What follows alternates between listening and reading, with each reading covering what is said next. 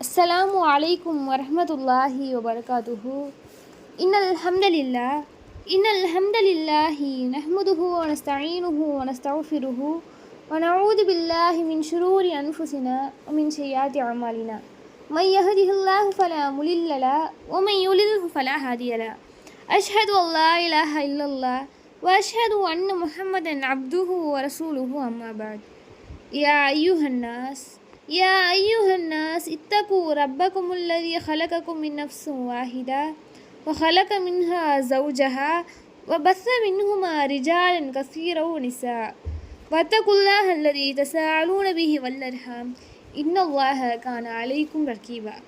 எல்லாம் அல்லாஹ்வின் நல்லடியார்களே, நபிகள் நாயகம் ஸல்லல்லாஹு அலைஹி வஸல்லம் அவர்கள் மீதும் உத்தம சஹாபாக்கள் மீதும் சஹாபிய பெண்மணிகள் மீதும் முஸ்லிம்கள் மீதும் குறிப்பாக உங்கள் மீதும் என் மீதும் அல்லாஹ்வின் சாந்தியும் சமாதானமும் என்றென்றும் நின்று நிலவட்டமாக என்று பிரார்த்தித்தவளாய் எனது உரையை ஆரம்பம் செய்கிறேன். உங்கள் மத்தியில் நான் எடுத்துக்கொண்டுள்ள தலைப்பு இறை மறுப்பை தூண்டும் பெருமை.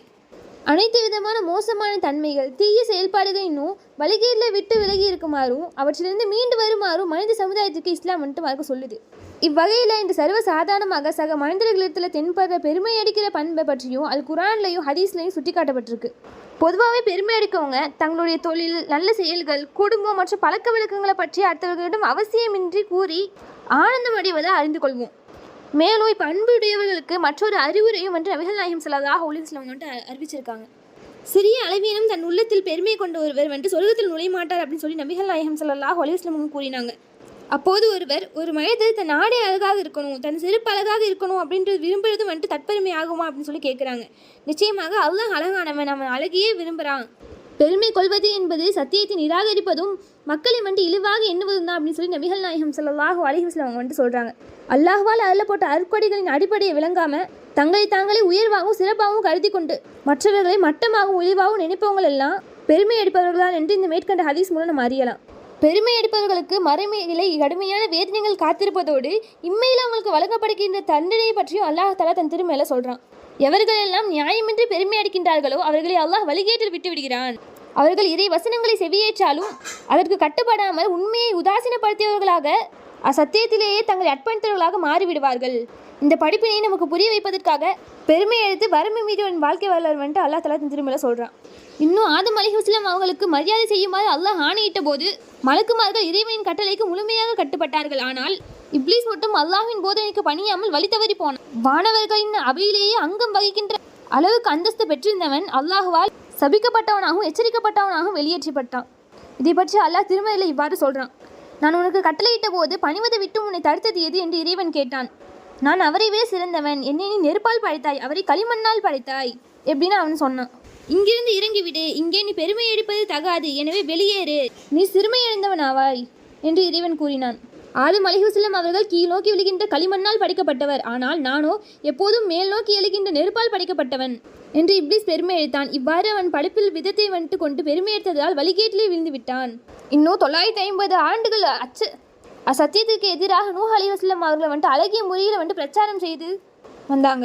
அவ்வாறு பிரச்சாரம் செய்து கூட குறைவான மக்களே அவருடைய சொற்களை வந்துட்டு செவிமடுத்தாங்க.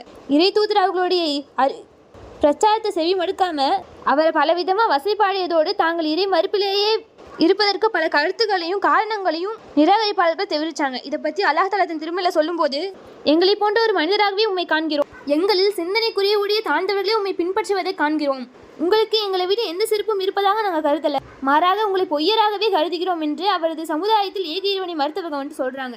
நூஹ் அலைஹிஸ்ஸலாம் அவர்களை பின்பற்றுபவர்கள் சிந்தனை தெளிவற்றவர்கள், அறியாதவர்கள் என்று குற்றம் சாட்டினர். பெரும் தலைவர்கள் ஏழைகளாகவும் பெரிய பொறுப்பில் இல்லாதவங்களாகவும் நபி நூஹ் அலைஹிஸ்ஸலாம் அவர்களுடைய பின்பற்றவங்க இருந்ததால் எங்களை விட இவர்கள் உயர்வானவர்களா, எங்களின் மதிப்பு என்ன, மரியாதை என்ன, தகுதி என்ன என்று பெருமை எடுத்து சத்தியத்தை ஏற்காமல் இறைவனின் கோபத்துக்கு ஆளானாங்க.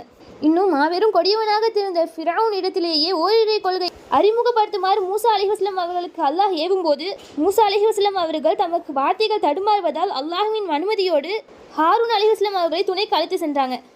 ஃபிரௌனிடம் சென்று அழகிய முறையில் ஓரிரை கொள்கையை தெளிவும் படுத்தினாங்க.